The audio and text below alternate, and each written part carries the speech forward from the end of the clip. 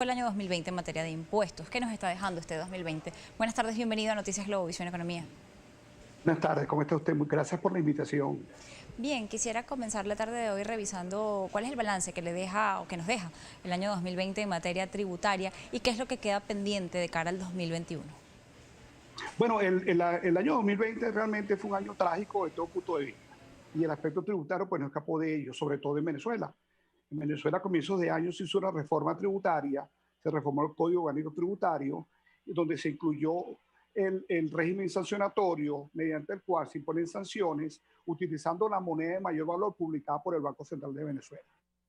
Vale decir, por decir un solo ejemplo una multa de 100, lo que antes eran 100 unidades tributarias, hoy pasan a ser 100 veces la moneda de mayor valor publicada por el Banco Central. Es decir, podríamos hablar de una multa de más de 100 millones de bolívares, lo que a comienzo de año era apenas 1,5 millones de bolívares. También se reformó la ley del impuesto al valor agregado y se estableció la posibilidad mediante la cual el venezolano cobraría una sobrealícuota cuando se hicieran operaciones en moneda extranjera. Esta sobrealícuota quedó en veremos toda vez que el gobierno nacional no publicó el decreto ejecutivo mediante el cual se fijaba la alícuota que establecía en el rango en el proyecto de ley. Otro aspecto importante que ocurrió en el año 2020 tiene que ver con la sentencia del Tribunal Supremo de Justicia mediante el cual se estableció una especie de acuerdo de armonización tributaria municipal. Este acuerdo de armonización tributaria municipal al final del camino y luego de todas las, digamos, ordenanzas municipales que han sido emitidas por los distintos municipios del país, terminó siendo cualquier cosa menos un proyecto de armonización tributaria, toda vez que la sentencia emitida por el TCJ tenía como pretensión evitar lo que se llama en el negocio tributario la voracidad fiscal. Es decir, la pretensión de muchas municipalidades de cobrar impuestos más allá de lo económicamente posible y necesario para los contribuyentes. Sin embargo, observamos que muchas de las ordenanzas aprobadas en varias municipalidades del país, resulta que las alícuotas que fueron aprobadas luego del acuerdo de armonización son mayores a las alícuotas que estaban vigentes antes de la sentencia del TSJ. Otro aspecto bien interesante que también quedó en veremos fue el anuncio hecho por la vicepresidenta Delcy Rodríguez, mediante el cual estableció la posibilidad de que se cobrara un impuesto cuando el pago de las compras de bienes y servicios en Venezuela se efectuaran en moneda extranjera, más o menos al mismo estilo que ocurre con el impuesto a las grandes transacciones financieras. Ese anuncio presidencial también quedó en veremos, por lo menos hasta hoy, toda vez que no se emitió el decreto o la ley que establecía la gravedad de este tributo. ¿Qué queda pendiente por este año 2020? Por ejemplo, contribuyentes especiales en Venezuela sometidos a un régimen de declaración y presentación de impuestos sobre la base de un calendario especial que publica el CENIA todos los años. Hoy es 28 de diciembre y los contribuyentes no saben a fecha de hoy ese calendario porque el CENIA no ha publicado formalmente el mismo en la Gaceta Oficial. Está circulando por las redes sociales un borrador o un proyecto de calendario, pero sin duda hasta que este no sea publicado en la Gaceta Oficial, pues no sabremos a qué atenernos para el comienzo del año 2021.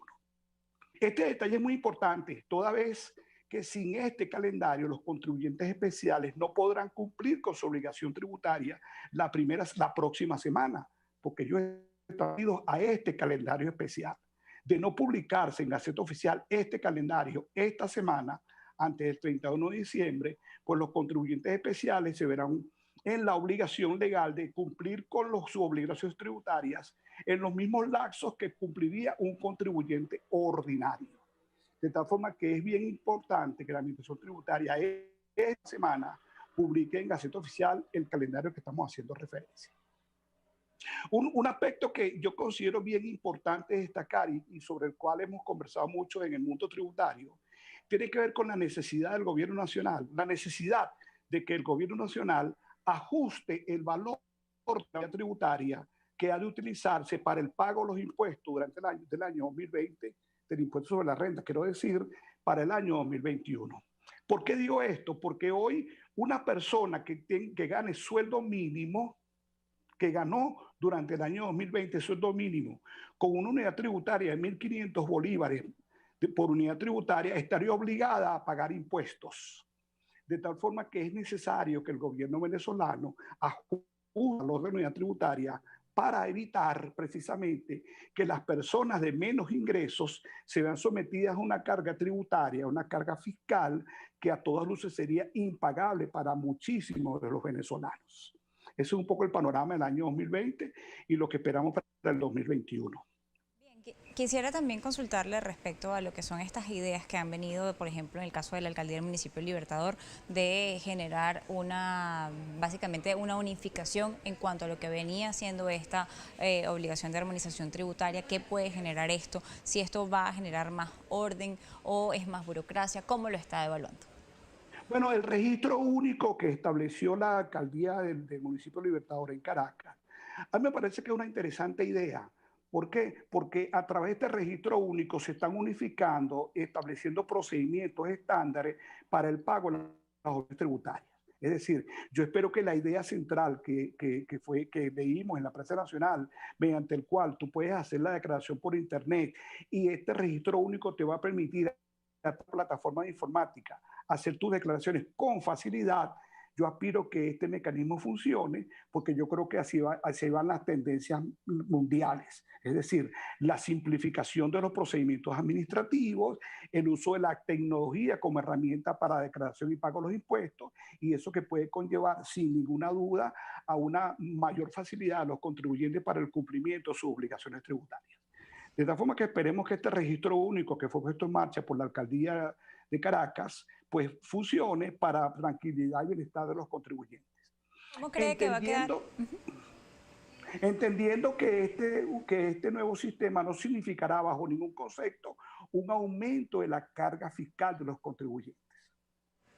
Bien, quisiera además consultarle cómo cree que va a impactar lo que van a ser la recaudación de impuestos de este año, el ejercicio fiscal que va a terminar y que se debe reportar el 31 de marzo, después de lo que fue el año 2020, se habla de impuestos sobre la renta. Si no hubo renta, si muchas personas lo que lograron trabajar fueron 6 meses del año y algunas solo un mes, ¿cómo puede ser el impacto que esto va a generar en lo que va a ser la recaudación tributaria del país?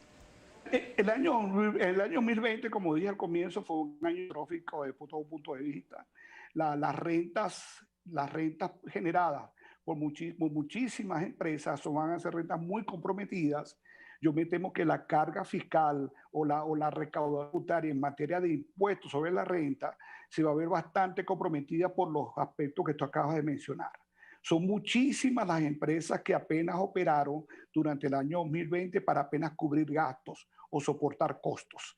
Y sin duda que eso va a repercutir significativamente en materia de impuestos sobre la renta. Y posiblemente ese sea uno de los argumentos o de las razones por las cuales la administración tributaria se niega o se resiste a un ajuste al valor de la unidad tributaria.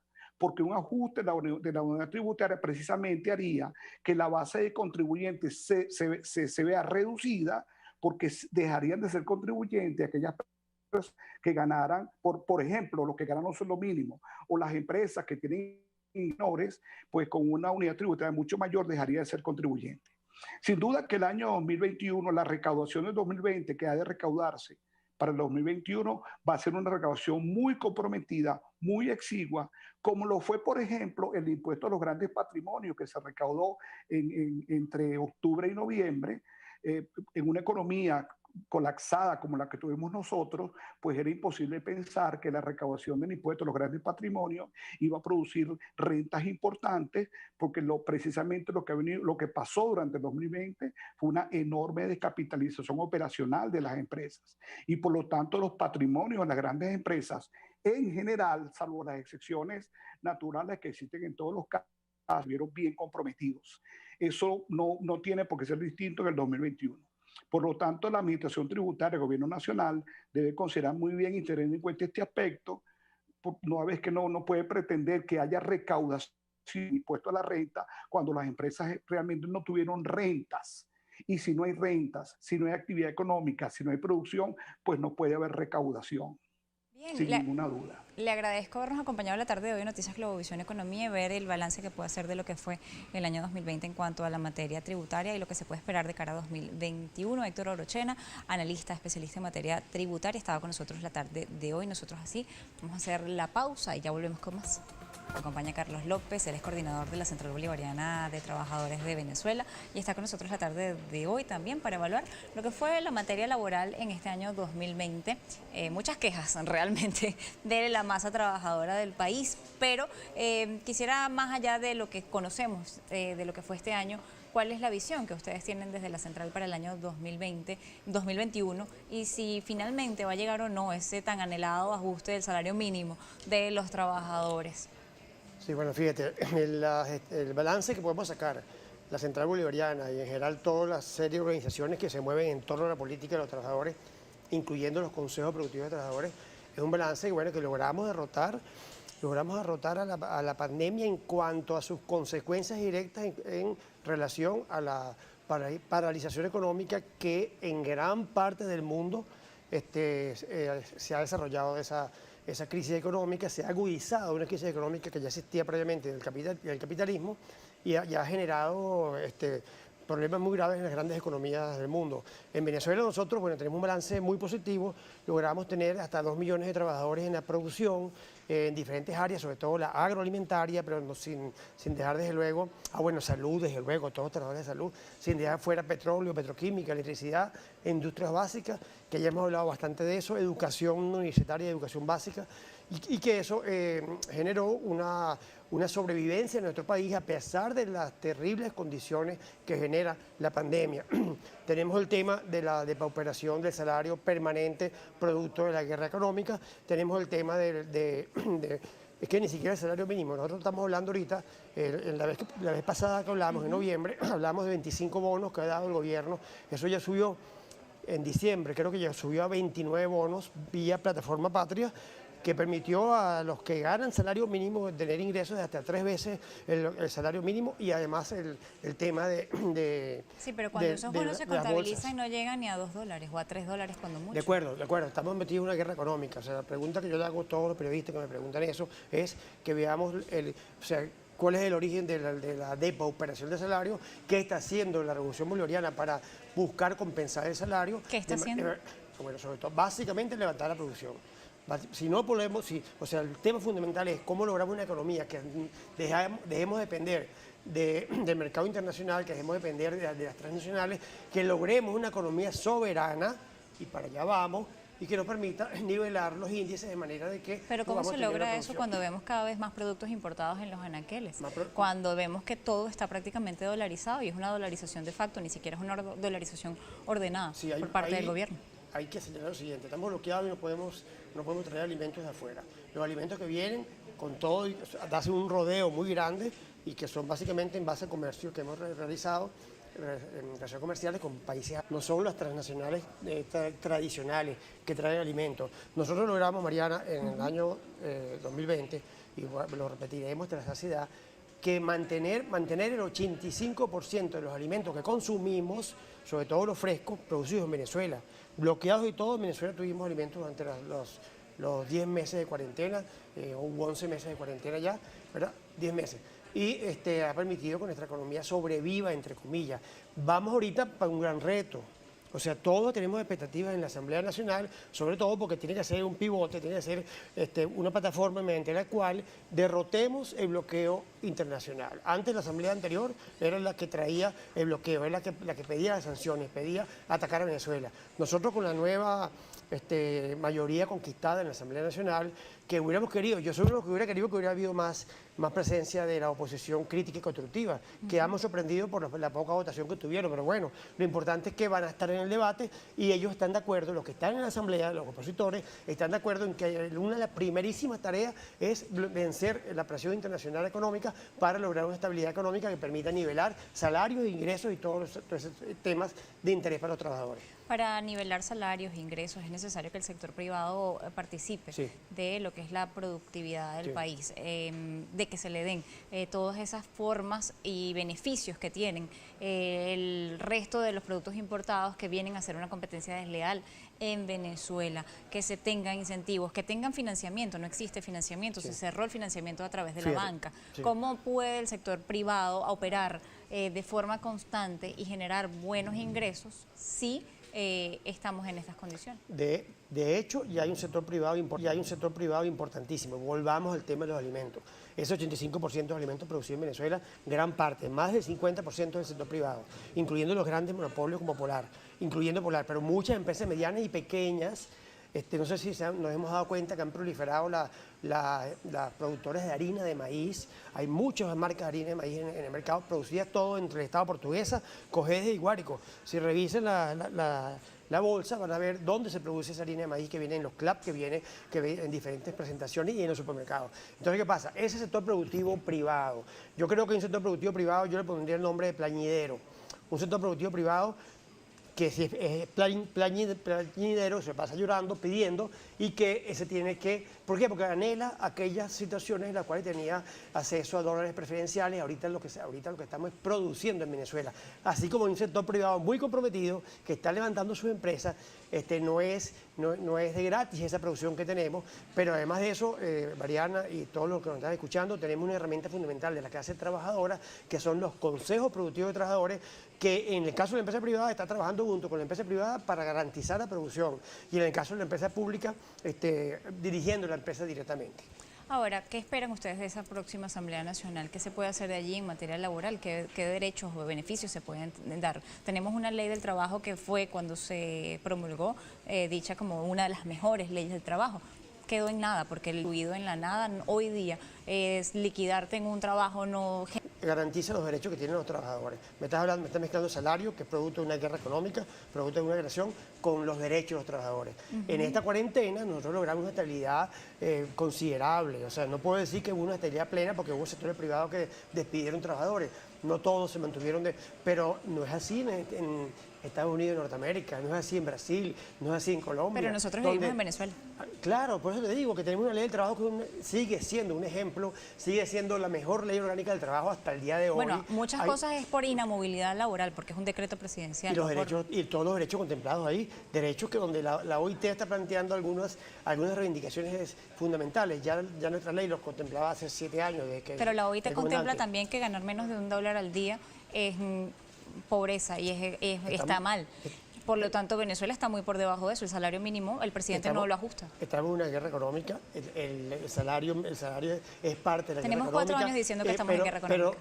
Pero lo estamos ganando. Porque si no fuera así, no se hubiera... O sea, en la mente de nuestros trabajadores, en todo el país, está clara, porque si no, no hubiéramos ganado estas elecciones a la Asamblea Nacional, está clara que la gente fundamental que depaupera su salario no es el gobierno bolivariano, es la guerra económica, el ataque contra la moneda, la hiperinflación. Es decir, que según ustedes no existe ninguna falla por parte del gobierno en la política. Fallas, pero siempre estamos en un proceso de construcción y de intercambio. Nuestra central bolivariana puede hacer lujo, creemos nosotros, que tenemos una relación con el gobierno bastante fluida, con el presidente Nicolás Maduro, ¿verdad? Nos consultan casi siempre que hay decisiones trascendentales.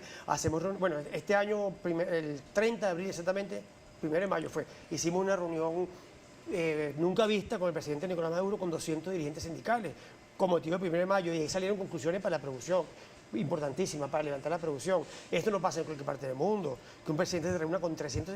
Claro, fue videoconferencia, obviamente, pero eso no pasa en cualquier parte del mundo. Pasa en Venezuela porque tenemos esa ley que garantiza la consulta y la participación. ¿Ustedes consideran entonces que con esta Asamblea Nacional podrían avanzar hacia la construcción de algunas formas distintas de hacer las cosas? Sí, creemos que con esta Asamblea podemos avanzar, podemos derrotar esa Asamblea anterior que lo que estaba era fomentando la intervención, fomentando la depauperación del salario. Vamos a hablar claro, y creemos que podemos salir para adelante con esta nueva Asamblea Nacional. Le agradezco habernos acompañado en la tarde de hoy en Noticias Globovisión Economía. Carlos López, coordinador de la Central Bolivariana Socialista de Trabajadores de Venezuela, estaba con nosotros la tarde de hoy. Nosotros así llegamos al final. Recuerda, como siempre, nuestras redes sociales, @economía_gb o @mmartinez_gb. Siga con la programación de Globovisión.